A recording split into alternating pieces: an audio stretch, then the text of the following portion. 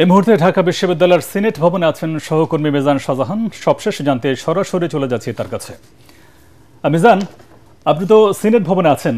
দুপুরে আমরা আপনার কাছ থেকে আপডেট জেনেছিলাম মনোনয়নপত্র দাখিলের। তো এখন এই পর্যায়ে মনোনয়নপত্র দাখিলের সবশেষ তথ্য আমাদেরকে জানাবেন।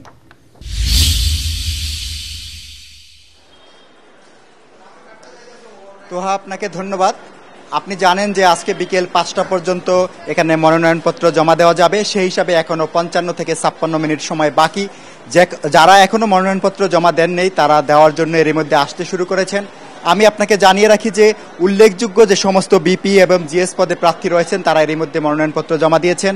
আমরা দেখেছি যে আজকে জাতীয়তাবাদী ছাত্র দলের প্যানেল কিছুক্ষণ আগে তাদের মনোনয়নপত্র জমা দিয়েছেন।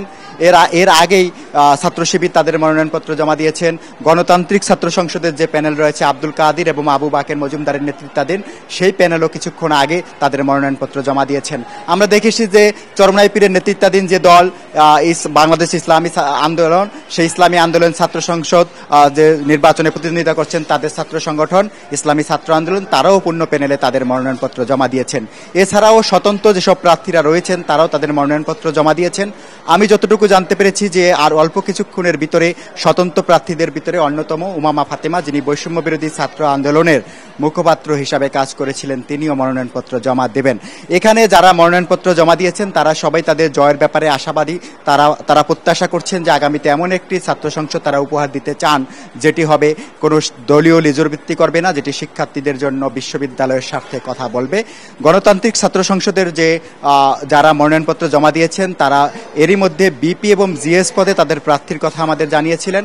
আমরা যতটুকু জানি আগামী 5 থেকে 10 মিনিটের মধ্যে ঢাকা বিশ্ববিদ্যালয়ের কেন্দ্রীয় লাইব্রেরির সামনে আব্দুল কাদির এবং আবু বাকের মজুমদারের নেতৃত্বাধীন যে প্যানেলটি ঘোষণা হবে সেটিও আপনারা জানতে পারবেন 5 থেকে 10 মিনিটের মধ্যেই। সেখানে আমাদের অন্য সহকর্মী আপনাকে সেই বিষয়টি জানাতে পারবেন। আর এখানে সিনেট ভবনে আমার কাছে যে সবশেষ খবর রয়েছে তাতে আমরা বলতে পারছি যে এবারে ডাকসু নির্বাচন অত্যন্ত স্বতঃস্ফূর্তভাবে অনুষ্ঠিত হবে। এখানে কোনো ধরনের সহিংসতা হবে না বলেই আমাদের প্রধান রিটার্নিং কর্মকর্তা অধ্যাপক ডক্টর জসিমউদ্দিন আশ্বস্ত করেছেন। তো হ্যাঁ, এই হচ্ছে আমার কাছে মোটামুটি এই মুহূর্তে সিনেট ভবনে রিটার্নিং কর্মকর্তার কার্যালয়ের সবশেষ খবর। এরপরে যখন আরো বিস্তারিত আসবে, কতজন মনোনয়নপত্র জমা দিলেন সে বিষয়ে আপনি পরবর্তী সংবাদে আপনাকে বিস্তারিত জানাতে পারবো। তো হ্যাঁ জি মিজান, আপনাকে ধন্যবাদ।